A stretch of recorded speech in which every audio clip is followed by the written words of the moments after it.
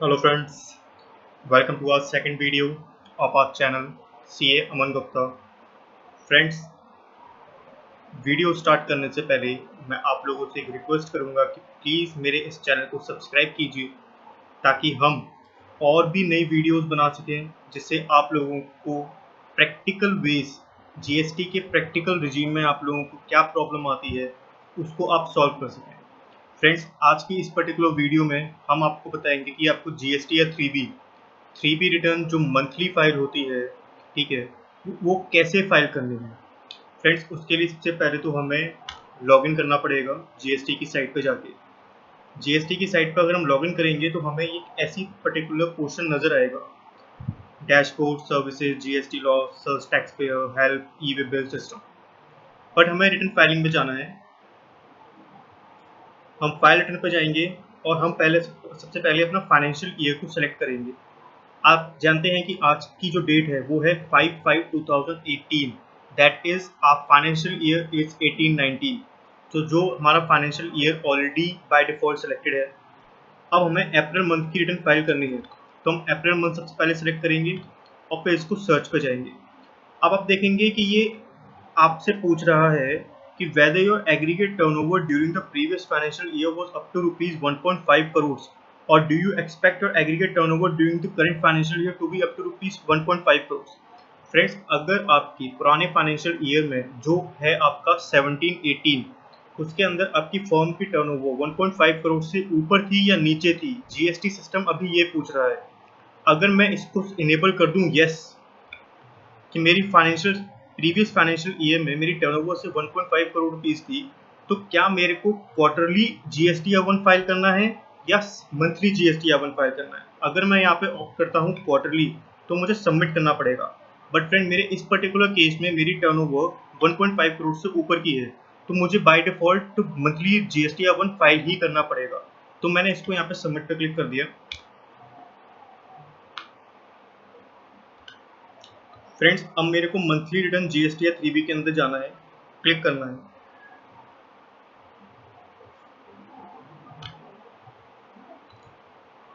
अब आप देखिए, जीएसटी सिस्टम, जीएसटी पोर्टल आपसे ये पर्टिकुलर प्री फिल्ड क्वेश्चनेयर पूछेगा, ठीक है। तो हमें इसमें पूरा तरीके से बताना है कि क्या हम इस पर्टिकुलर क्वेश्चनेयर के अंदर फॉल करते हैं कि नहीं करते हैं। Do you want to file nil return? No. अगर आप इसको येस कर देंगे तो ये बाय डिफॉल्ट सारी की सारी चीज़ें आपकी नो पे ही चली जाएंगी, ठीक है। देखिए, कुछ हम कर नहीं पा रहे इसके अंदर, बट मेरी ये नील रिटर्न नहीं है, मेरी ये प्रॉपर रिटर्न है। मैं इसको येस करूँगा, नो करूँगा, ठीक है। Have you made any supply in goods and services or received any supplies liable to reverse charge during this particular period? Yes. Have you made any interstate supplies to unregistered person? अब देखिए, ये unregistered person में क्या आता है, हमारे पास query आती है कि ये 3.2 कॉलम एक्चुअल में है क्या। फ्रेंड्स, 3.2 कॉलम हमारा वो पर्टिकुलर सप्लाई है जो हमने अनरजिस्टर्ड पार्टीज को सेल किया, बट सिमिलर स्टेट में नहीं, दूसरे स्टेट में। जैसे कि आप देखेंगे, मेरी ये पर्टिकुलर पार्टी दिल्ली स्टेट के अंदर रजिस्टर्ड है। अगर मैं दिल्ली रीजन के अंदर ही किसी अनरजिस्टर्ड पार्टी को सेल आउट करता हूँ तो मैं 3.2 के अंदर फिल नहीं करूँगा। बट अगर मैंने यही अनरजिस्टर्ड पार्टी अगर वो गुड़गांव की थी तो वो हरियाणा में आ गया, तो वो इंटर स्टेट अनरजिस्टर्ड सप्लाई हो गई, तो मेरे को 3.2 में जाना पड़ेगा। बट मेरे इस पर्टिकुलर केस में मेरी सारी B2B पार्टीज है, मेरी कोई अनरजिस्टर्ड पार्टी है ही नहीं, तो मैं इसको नो कर दूंगा। Do you have any claim reversal of input tax credit on purchase of goods और रिसीव्ड सर्विसेज? यस। हम जो परचेज किया हमने, या हमने कोई पर्टिकुलर इनपुट सर्विसेज ली, क्या उस पर जीएसटी लगा हुआ था? अगर लगा था तो क्या मैं उसका इनपुट ले सकता हूँ? अगर मैं ले सकता हूँ तो मैं इसको यस करूँगा। Have you receive any nil rated exempt और non GST supplies during this particular period? देखिए, ये nil rated exempt non GST ये होती क्या है। नील रेटेड एग्जाम्ड और नॉन जीएसटी वो पर्टिकुलर सप्लाईज हैं। यहाँ पे देखिए, पढ़िए इसको प्लीज, यहाँ पे लिखा हुआ है सप्लाईज। अगर सप्लाईज है तो इसका मतलब मेरी आउटवर्ड सेल हो रही है या मैं सर्विस दे रहा हूँ, बट वो पर्टिकुलर सेल या वो पर्टिकुलर सर्विस जिसके ऊपर जीएसटी लगता ही नहीं, तो यहाँ पे ये आएगा, इस कॉलम को यस या नो करना है। मेरे केस में नहीं है तो मैं नो कर रहा हूँ। Do you have any interest और लेट फीस? बट ऑब्वियस, हम टाइम से पहले फाइल कर रहे हैं तो हम क्यों बेफालतू में इंटरेस्ट और लेट फीस देंगे।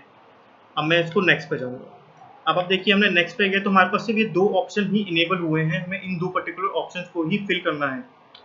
टैक्सेबल सप्लाईज के वाले कॉलम में 3.1, इसके अंदर मेरी देखिए total taxable value IGST, central tax, state tax.